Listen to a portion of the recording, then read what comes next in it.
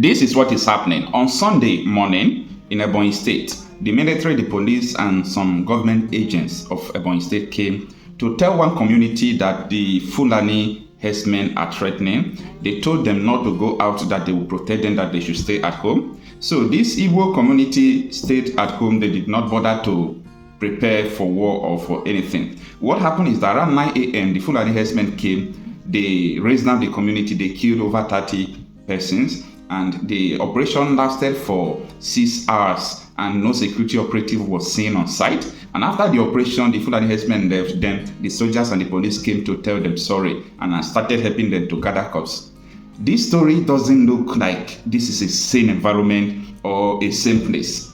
And this is what I'm going to take you through to understand what transpired in this video. And when this thing were going on, when everything has started going down, when the Fulani herdsmen left, the soldiers came and asked the villagers, nobody should take video of what happened. I want you to follow me step by step in this video. Let us unfold the details of what transpired on Sunday. Good afternoon, everyone. Today is February 4th, being Tuesday, 2025. Thanks for joining me in this video. On Sunday, there was something that happened in Ebonyi State. It was tragic. So I got a report on Monday, that was yesterday, and I tried my possible best to put some course to really know the situation of things going on in Ebonyi State, okay? In that Sunday, it was reported that the Fulani herdsmen invaded one of the Ebonyi community. They razed down the houses like you are seeing on the screen right now. They razed down the houses. They put people on a hopeless situation. And as at that Sunday, the following day, Monday, when I got the report, I was told that a lot of people left their homes, they left the village, they just sacked the village for nothing. Now, when the people left the village, what happened? Is it not for these people to occupy it? Because that is the purpose of trying to, chase people out of their ancestral homes. The worst thing is that this thing is happening in Igbo land. You see, time without number, we warned about all these things coming. We knew that these things are going to come. We know that these things are happening. But anyway, the politicians in Igbo lands, they never believe that the Fulani, herdsmen that they call herdsmen, they are terrorists. They never believe that they are the one doing all these things. Or maybe they have something in common with them. Maybe they are backing them up. Because I do not see the reason why, people invade your place, they kill you, they do all sort of things. Then the people you have who are agitating, who are really standing by the people, the real agitators, okay, people who are agitating, who are fighting these people, going to the bush, doing all sort of things. They were proscribed. They came against them. So at the end, the question is, who is going to save these people? Only one thing. If Nnamdi Kanu is released, I think they will have solution to all this problem going on. Now, what really happened in Ebonyi State? Let's go to this report by Sahara Reporters. Residents of Amegun, Nkalaha community in the Ishenu local government area of Ebonyi State are fleeing their homes in droves as the death toll in Sunday's armed herdsmen invasion rose to 16. Now, Sahara Reporters reported that it was up to 16, okay? But I was told that the people that died as of on Monday, yesterday, okay, they told me that they are up to 30. So how can 30 people in just one village be raised down? And you don't see this thing in the news.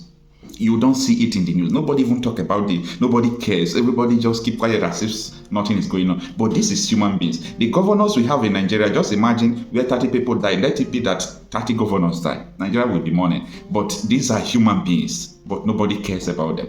Now, when Sahara Reporters visited the community on Monday, hundreds of residents were seen on the road, leaving the community with some of their belongings, including cooking pots and mattresses, to nearby communities. This is a shameful thing. This is a shameful thing. Shame to Southeast governors. Shame unto you people. You fail to protect your people. This thing is not only happening in Igbo land. This thing is happening everywhere. This evening, I'm going to have a live broadcast about how you see the retired brigadier generals in Yoruba land, even though in the time past the Yoruba people have tried to embrace all these people like their brothers, but now they are understanding that our land is already occupied. But the Igbos won't think about that. They are thinking about people who are agitating, who has done nothing to them. The Yorubas are now exposing everything going on in their land. But the Southeast governors, retired military officers, they are pointing fingers to people who are agitating. It is going to be over for you people because I have shouted time without number. I said, once something is going on, you point finger at the wrong person, you are not going to see the solution. Because you are going to give, an edge for people, the real people who are really terrorizing, your place to go ahead because you are pointing finger at the wrong people. Just look at now. If the last time I saw places like this was in Benue and Plateau State, Borno State, Southern Kaduna, Zamfara, now Ebonyi State. Oh, it's so painful. This is so painful that Igbo community is like this in 2025. Now, let's continue with the article. On getting to the community, the surviving residents were seeing clusters mourning their losses. Sahara Reporters was shown houses and properties that were burned and destroyed by the invading assassins who took advantage of Sunday morning, when majority of the people had gone to churches. 3 corpses that were recovered on Monday morning were seen either being prepared for burial by the family members. Sahara Reporters counted 7 yam barns that were burned, 25 houses that were completely razed. 25 houses, okay? Now, 5 houses which didn't burn down had their windows and doors badly damaged. Some of the corpses being buried during the visit and their throats slit, while some had several gunshots. Speaking to Sahara Reporters, residents who spoke in Igbo lamented the complicity of the Nigerian army and the Nigerian police in the gruesome attack. Let me stop here. The people who spoke to Sahara Reporters said the army and the police were accomplices to this attack. Let it sink into your brain. Let it sink into whatever you are thinking or whatever you are doing. Police and army are seen to be accomplices to what went wrong. Now, why do they say so? Now, they accuse the Nigerian military of aiding the Fulani herdsmen attack, adding that the military and the police came on Sunday telling them that nobody should leave the community, only for attackers to strike, killing 16 persons and wreaking havoc and for several hours. They added that there is no intervention from either police or the military. This is where this thing gets worse. The military and the police asked everybody not to leave their homes on Sunday morning, only for them to stay by, and Fulani herdsmen came, they attacked, they killed, they destroyed them. I don't understand this thing at all. This is not, you cannot fathom what is going on. You can't understand this, okay? This is the report by Sahara Reporters. I got this report, but I know the purpose why I always use Sahara Reporters report to say all these things, okay? The residents said that the army and the police helped Fulani herdsmen to kill them, to raise down their houses. That the police and army asked them not to go out. And these people came and killed them, destroyed their houses. And police and army did not intervene. This is in the report, okay? Now, let's go forward. They say, after the carnage, they said Nigerian army troops and some policemen were sent to the community to condole with the residents. Worse still, when they came, the soldiers seized the phones of our people who were making videos and threatened that if they see the videos of the carnage and pictures of the destruction, they will come back and destroy them, said one Edeze whose phone was seized. Come on. Now, according to him, after they carried 10 corpses, which our people recovered, including the retired police, namely Mr. James Ogbu, from different locations, they were slaughtered. The soldiers returned and handed back the phone seized from the people. So, they never wanted them to take the pictures of what is happening. And that is why you see mainstream media don't report all these things. Your mainstream media, they don't report all these things. These are the reason. Imagine a military man telling them not to take pictures, not to take photos of what is going on, that if they do that, they'll come back to destroy them. We are going to launch investigation into what really transpired, and the investigation is already going on.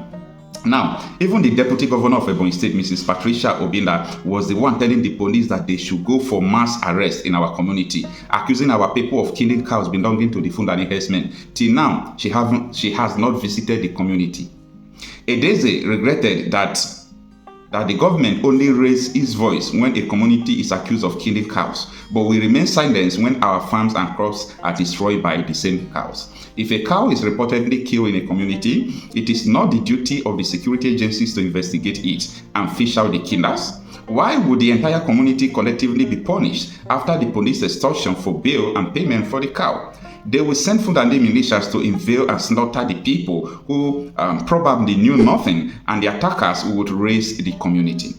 He gave the names of those killed as Simon Ogbuabo, Nnamdi Mabe James Ogbu, retired police officer, Aloy Nnamdi aka Ezenwata, Amos Ogbu, Alfred Igurube, an assistant pastor of the Lord's Choosing Charismatic Revival Ministry, and his principal pastor, Ekpa. Others are Idenyi Ebe, Okechukwu Ogbozuru, Eze Obago, Omebe Ogo, Samuel Nnamdi Ede, Obeago Ogenyi, and the rest of them. Okay, Mrs. Ogbu Clementina, while speaking to Sahara Reporters and lamented white security agencies, didn't come until after the assassinat had gone. She said, on Sunday, being yesterday, we were preparing to go to church. Suddenly, we started hearing gunshots. Then, some had already gone to churches for Sunday service, while some had also gone to their farms. The gunshots were coming from all the directions. We were in a state of confusion, and some of us entered the bushes and hid. Shortly, we started seeing rising thick smoke in the sky. Our homes, food barns, and our wares were completely burned. We slept in the bushes, and now we have no houses, no food. In short, nothing left to live on.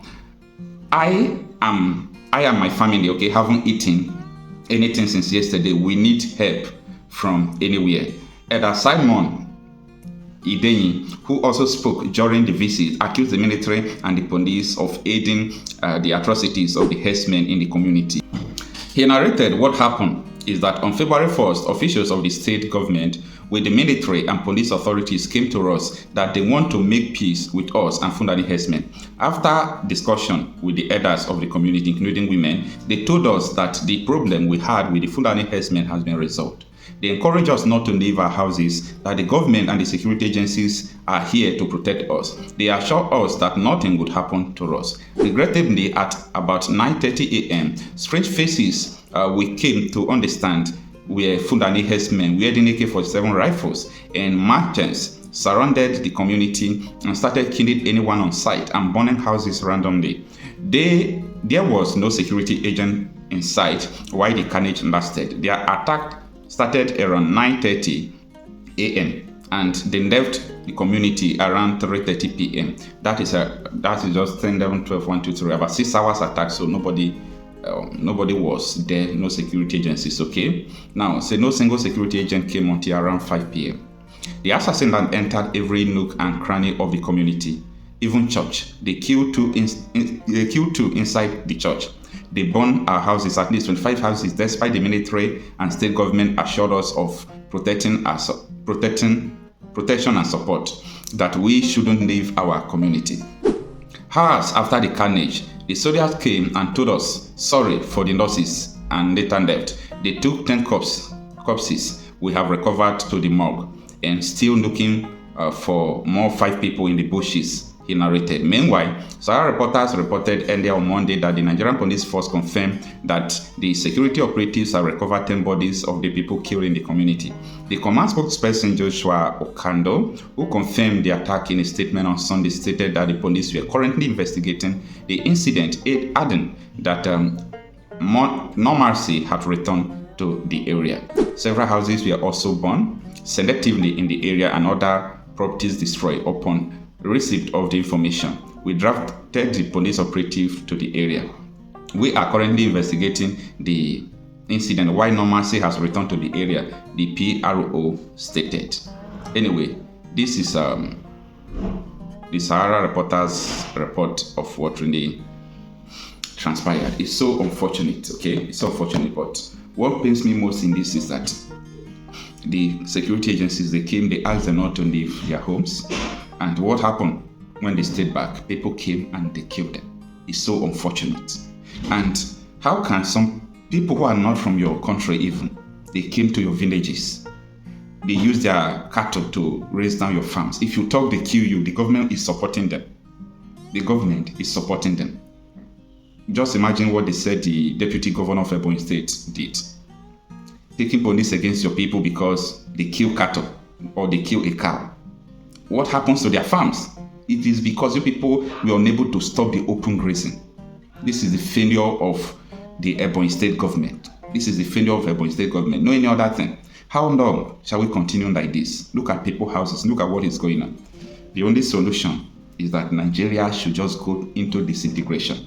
All these things should come into place. And you see the reason why all these governors, they don't want Nnamdi Kanu to come out. Because Nnamdi Kanu will not stand this thing happening in Igbo land and keep quiet. They know that if Nnamdi Kanu is out, all these things will not work. It will not happen. Anyway, let's see what happened. But for me, Nigeria has gone beyond repair. It is over for Nigeria. Nigeria cannot work again. And it is insane and silly for anybody at all to think that Nigeria has a government or Nigeria is going to work again. It is insane. It's insane. It's only madman that will think that Nigeria is going to work again.